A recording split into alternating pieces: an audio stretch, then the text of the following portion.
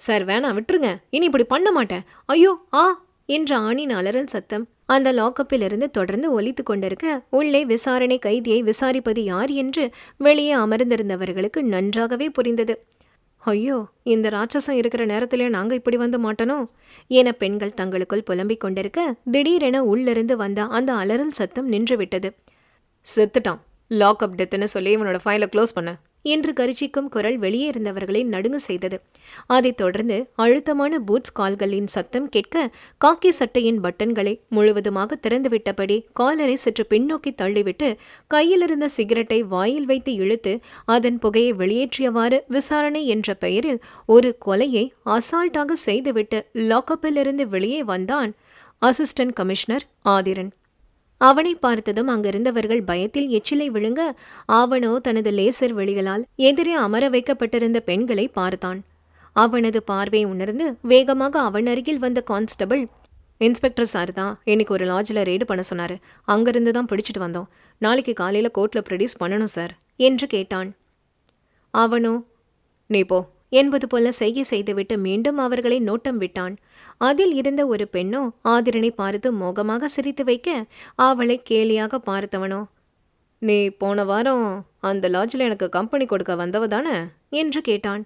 அவளோ ஆமா சார் என்று வாய் முழுவதும் பல்லாக எழுந்து நிற்க, துத்தேரிக்க என்று காது கொடுத்து கேட்க முடியாத வார்த்தைகளால் அவளை திட்டியவன், நீ எல்லாம் இந்த தொழிலுக்கே லாய்க்கு இல்லைன்னு அன்னைக்கே எனக்கு தெரிஞ்சு போச்சு, எளிக்காத உட்காரு என்று கேலியாக கூறியவனின் பார்வை அடுத்திருந்த பெண்களில் படிந்து மீண்டது.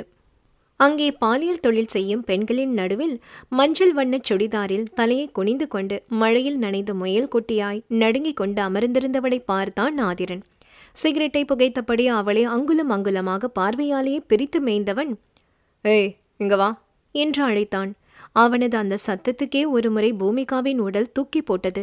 ஆனால் யாரையோ அழைக்கிறான் என்று எண்ணிய பூமிகா அப்படி அமர்ந்திருக்க, அடுத்த நொடி அவள் அருகில் பாய்ந்து வந்து அவளது பிடரி முடியை பிடித்து தூக்கியிருந்தான் ஆதிரன். திடீரென நடந்த இந்த தாக்குதலில் அம்மா என்று கத்தினாள் பூமிகா. அவனோ, என்னடி கூப்பிட்டா வரமாட்டியா, அவ்வளவு திமிரா என்று உரிமினான். அதற்கே அவளுக்கு பயத்தில் மயக்கம் இப்ப வரவா என்று கேட்டு வைத்தது. இப்படி பச்சை புள்ள மாதிரி மூஞ்ச வச்சுக்கிட்டா நீ உத்தமீன விட்டுருவேன்னு நினைச்சியா? ஆமா, உன் ரேட் என்ன என்று கேட்டான் ஆதிரன். அவளோ வலியில் மிரண்டு மிரண்டு வெடித்தாளே தவிர அவனுக்கு பதில் ஏதும் சொல்லவில்லை. அவள் பக்கத்தில் அமர்ந்திருந்த பெண்ணோ, சார் இந்த பொண்ணு பாவம் சார், புரோக்கர் சாம்பு தான் இந்த பொண்ணை ஏமாத்தி லாட்ஜில் விட்டுட்டு போனான், இவ வந்த அடுத்த நிமிஷம் போலீஸ் ரெய்டு வந்துருச்சு என்று அவளை காக்கும் பொருட்டு கூற, தனது வலது கையால் தாடியை சொரிந்த ஆதிரன், இவ தொழிலுக்கு புதுசா பழசான்னு நான் பார்த்து தெரிஞ்சுக்கிறேன், நீ மூடிட்டரு என்று அந்த பெண்ணை அதட்டல் போட்டுவிட்டு, ஏய் நீ மட்டும் போய் ஜீப்ல இருடி என்றான் பூமிகாவிடம். அவளோ பயத்தில் மீண்டும் உடல் தூக்கி போட தன் செப்புவாய் திறந்து, சார் சார் நான் அந்த மாதிரி பொண்ணு இல்லை சார் என்று அவனை பற்றி தெரியாமல் அந்த அரக்கனிடம் கெஞ்ச ஆரம்பித்தாள் பேதை.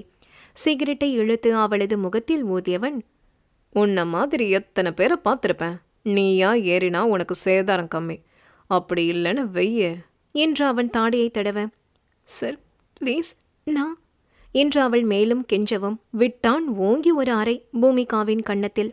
அடுத்த நொடி அவள் மயங்கி விழ இடது கையால் அவளை பிடித்து தனது தோளில் தூக்கி போட்டுக்கொண்டு தனது வாகனத்தை நோக்கி நடந்தான் அசுரன்.